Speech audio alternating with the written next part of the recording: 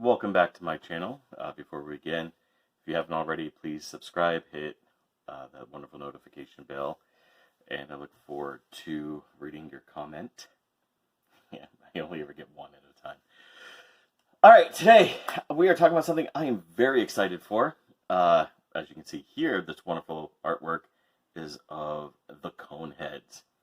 This isn't just any set. I recently got this off a Big Bad Toy Store. This set allows me to complete a checklist that I have on my Generation 1 goals.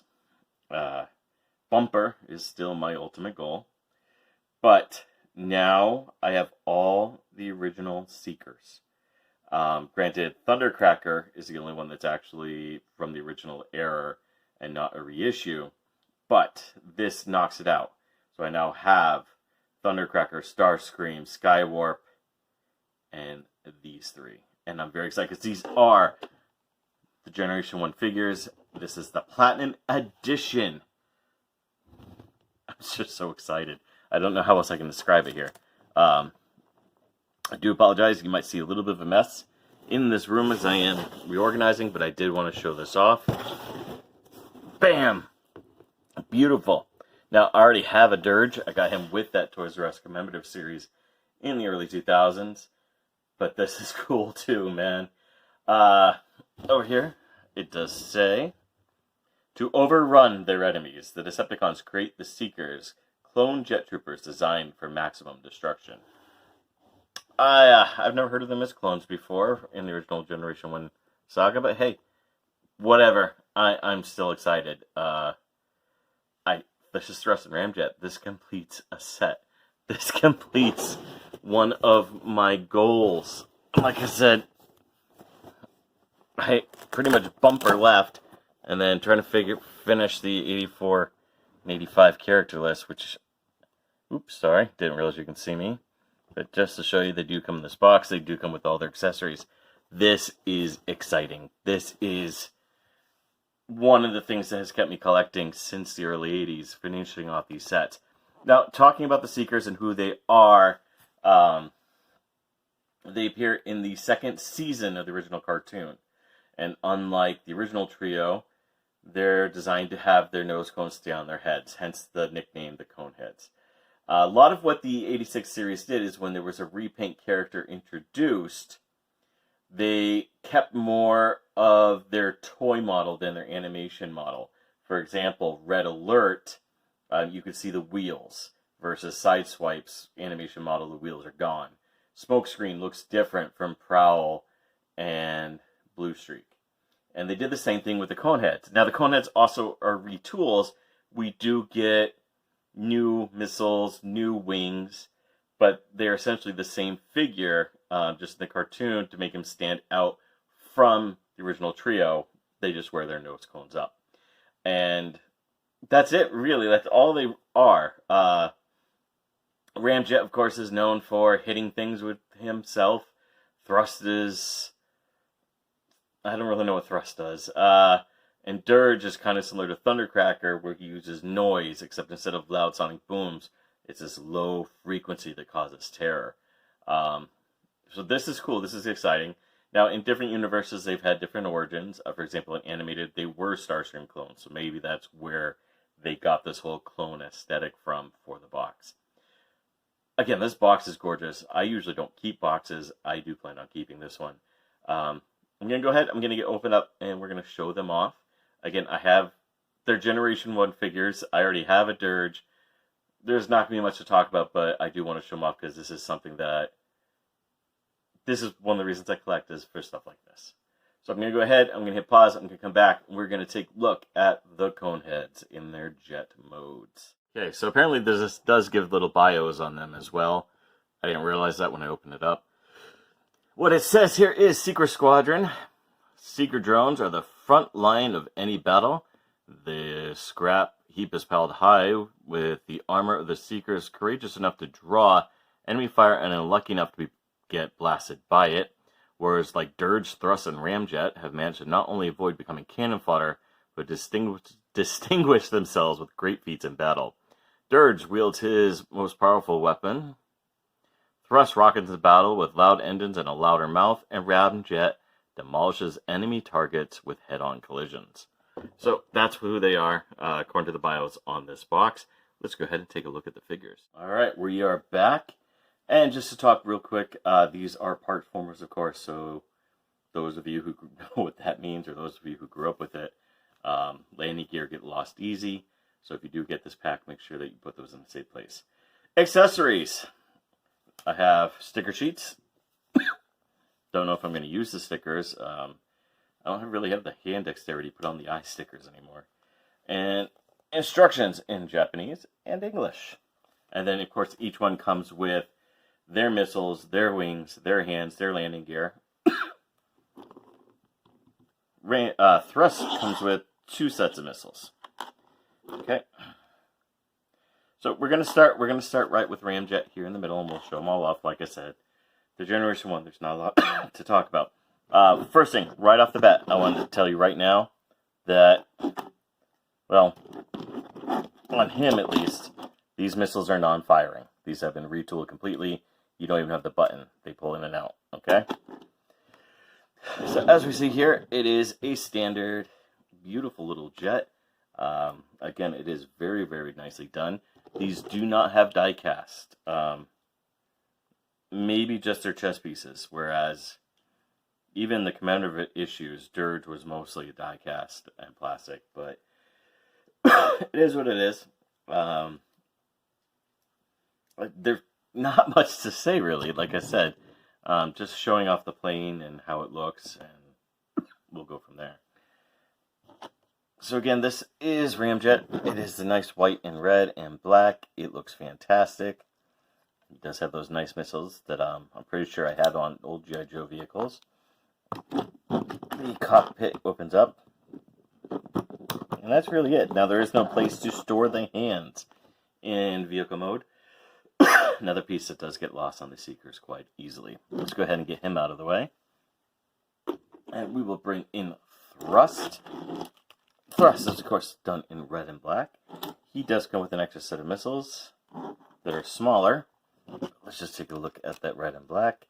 It does look very nice. The fans do not move, of course, but just to show you just how beautiful this sculpt looks and just how wonderful it actually feels. This is a very, very well done figure. I've always loved the Seekers. They were always had the really cool design, and they do look like realistic jets. And Dirge, which has that awkward brown. Only reason I don't really care for Dirge is because of the goldish brown. It just always bothered me. And I do have Dirge again. So, if I ever do find a Masterpiece Dirge, I do plan on picking it up. It is the one that I would intend to get, since it's the first Seeker I ever owned. But, again, these are pretty standard. And again, when you do transform, these are the pieces you will lose the most. So make sure that when you take it apart, you put it somewhere good. And as far as transformation goes, it is a parts former. So you want to strip it of all its parts. Let's go ahead and raise this up a little bit so I have a little bit more room.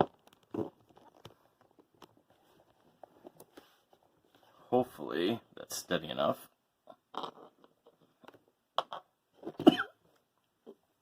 But this is the basic shape. All the Seekers have this original shape. Nothing is different about this. To transform, you bring down the cockpit. You swing out the arms. You bring this down. You push it up and through. Now, the instructions still have you put it back like you do the original Seekers. But no. We all know better. Oh, you couldn't see that. Sorry. The instructions have you put it back like this. But we all know better. It's a Conehead. He needs to look like a Conehead. Wish I had more room to do this with. Let's bring him back just a little bit here. Probably should have done this downstairs for once. And you bring out the arms. You figure out what hand is what. You slide it on.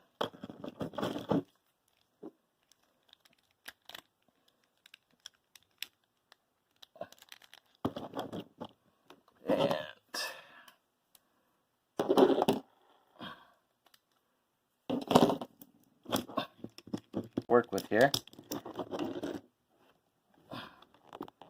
Let's try to adjust this so I have more stability. Oh, that's not going to work.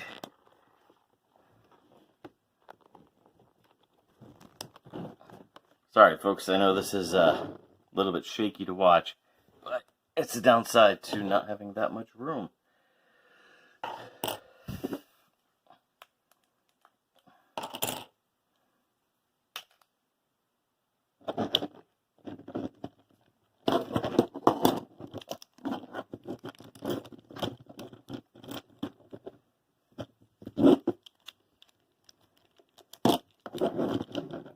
And one of the things that make them stand out, of course, is because they have the different wings. They do have that whole different look and aesthetic to them, and it gives them much more of a imposing, threatening look, I guess you could call it.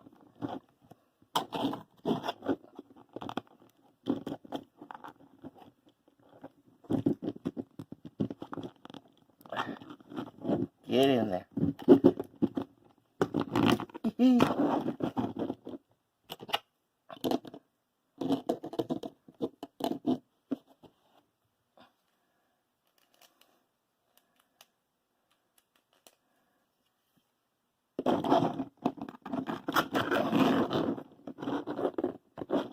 Alright, so there we have Ramjet. And again, it looks like Ramjet. It is, you know, the imposing Seeker design. He does, instead of these hanging on his back, they hang down towards his feet. Gives him just a different silhouette. Let's go ahead and lower the camera a little bit so you can see that. And it does definitely make it stand out more than, let's say, Starscream or Thundercracker. When you start to see these guys as silhouettes, they're completely different from the silhouettes that the original Seekers had. And it's mostly because of the different use of the wings. And I like it. It definitely makes the character stand out more. And it was a really fun thing to do. Hasbro and Takara, of course, have made a fortune just repainting figures over and over again and doing slight little tweaks. The original Generation 1 line, of course, is notorious for just having the same mold over and over again. Like, example, again, Blue Streak, Prowl, and Smokescreen all having the same exact design.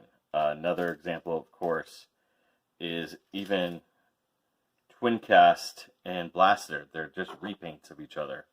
Soundwave and Sound Blaster. God. That's pretty much, you know, the majority of it, but it was a good way to build out the line. You just all of a sudden have just some simple repaints, and you can build out an entire army. And then because a cartoon like to miscolor characters or make their own characters, they can still make newer characters way down the line here. We've gotten Solar Flare, Sunstorm, Acid Rain. In the War for Cybertron line, we've gotten numerous other Seekers.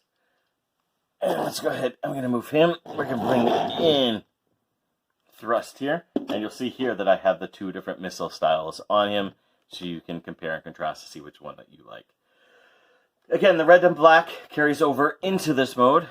It makes it stand out. He definitely, of the colors, is the most original. Although the white and black on Ramjet just looks fantastic. I've always liked the white and black look. I don't know why. I just like the contrasting colors, I guess.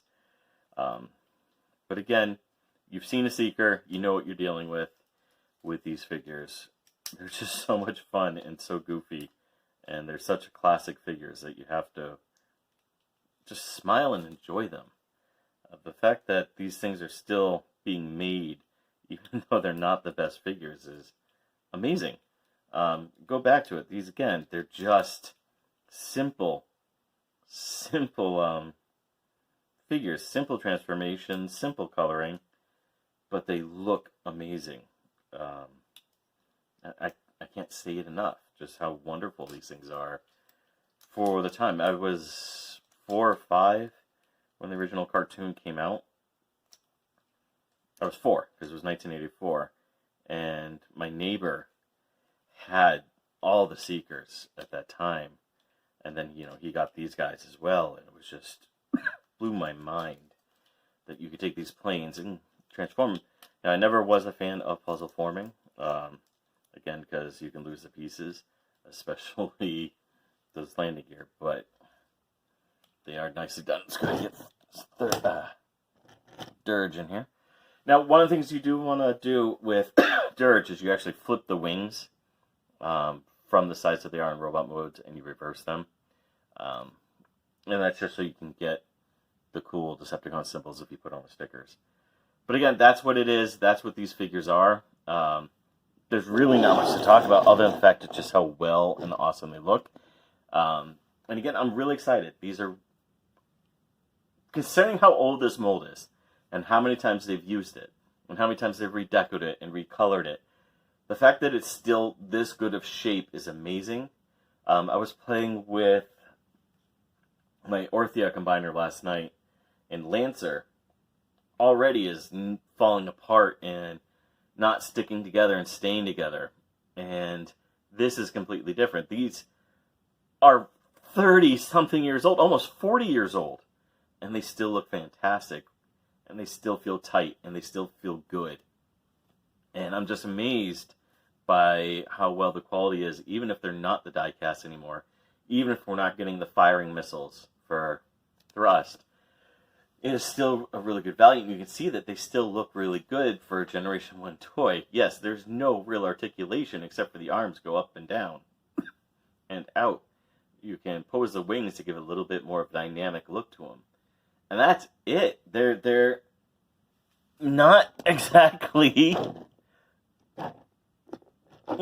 rocket science. It's not doing a masterpiece figure or a modern day Generations figure, but they still look fantastic. And it's really cool, and I'm really happy now that I have all the Seekers from the original 84 and 85 line. I doubt I'll ever have Sunstorm. He's too expensive.